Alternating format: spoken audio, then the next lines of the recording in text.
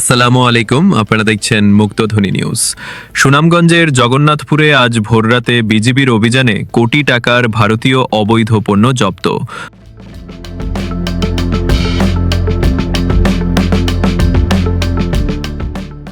আজ শুক্রবার ভোররাতে সুনামগঞ্জ জেলার জগন্নাথপুর উপজেলার হায়দারপুর বাজারে একটি কাভার্ড ভ্যান সন্দেহজনকভাবে পড়ে থাকতে দেখে অভিযান চালায় ২৮ বর্ডার গার্ড ব্যাটালিয়নের সদস্যরা।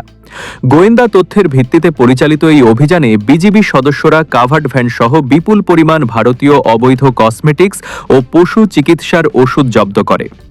জব্দ করা পণ্যের মধ্যে রয়েছে ১৮,৯৭৭ পিস কসমেটিক্স, ১৪,৮৭২ পিস পশু চিকিৎসার ওষুধ।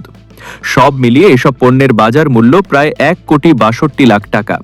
এই চোরাচালান বিরোধী অভিযান সফলভাবে সম্পন্ন করে ট্রাক ও পণ্যসমূহ সুনামগঞ্জ শহরের মল্লিকপুর বিজিবি হেডকোয়ার্টারে নিয়ে যাওয়া হয়।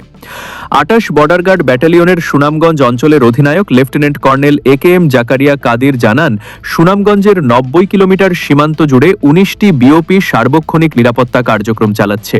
বিজিবি সদস্যরা সক্রিয় থাকায় চোরাচালান রোধে নিয়মিত বড় বড় চালান জব্দ করা সম্ভব হচ্ছে। তিনি আরও বলেন, জব্দকৃত পণ্যসমূহ জেলা শুল্ক অফিসে জমাদানের প্রস্তুতি চলছে। এই অভিযান আবারও প্রমাণ করে সীমান্তে বিজিবির নজরদারি ও নিরাপত্তা ব্যবস্থা কতটা শক্তিশালী। আপনি দেখছেন মুক্তধ্বনি নিউজ। আপনাদের এলাকাতেও যদি এমন কোনো চোরাচালান বা অবৈধ কর্মকাণ্ডের তথ্য থাকে আমাদের জানাতে ভুলবেন না।